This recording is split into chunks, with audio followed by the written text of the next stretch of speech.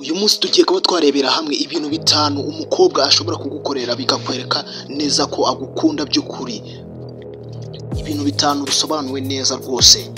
Ikintu cya mbere, agutekereza buri munsi. Iyo umukobwa agukunda by'ukuri aba uri mu bitekerezo bye buri gihe.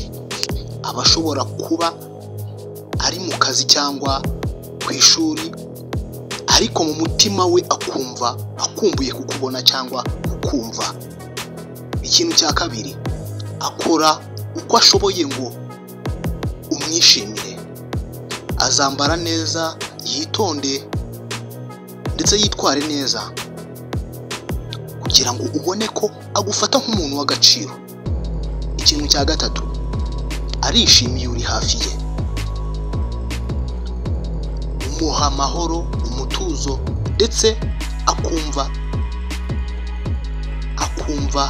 ari mu rugo mu gihe muri kumwe. Uri kumva neza? Yumva umuha amahoro, umutuzo ndetse akumva ari mu rugo. Yimagina ari mu rugo mu gihe muri kumwe. Ikintu cya kane, iyo mutavuganye we ubwe arakwandikira. Urumva icyo kintu?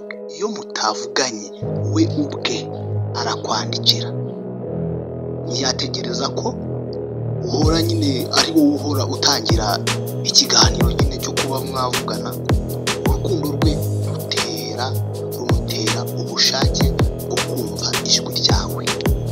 Ikintu cya gatanu ari nacyo cya nyuma, yibuka ibyo wamubwiye, ibyo wavuze kera, ku byo ukunda cyangwa wifuza, we arabyibuka. Ibi bigaragaza ko akwitaho by'ukuri. Reka mbongeze icya gatandatu ari nacyo turagira icya nyuma. Ikintu cya gatandatu kikwereka ko umukobwa ashobora kuba agufitiye urukundo by'ukuri, akugira inama cyangwa akagorora mu rukundo, akagorora ibintu bitagenda neza mu rukundo, akabishyiramo ubushake. Iyo yabona hari aho ushobora kugwa, ushobora gucika intege, avuga neza kandi yifuriza ko urukundo rwanyu rwifuriza ko rwaba nyine urukundo rw'ukuri, akwifuriza ko waba umuntu mwiza, wowe waba umuntu mwiza, akaba ari byo akwifuriza.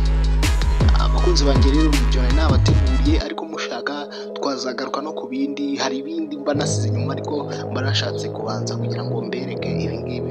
Mumbwire niba mubikunze, mwandike muri comment. Ndetse utarakanda follow kugira ngo ujye tubana buri munsi ibiganiro nk'ibi. Ndakora cyane. Ciao ciao.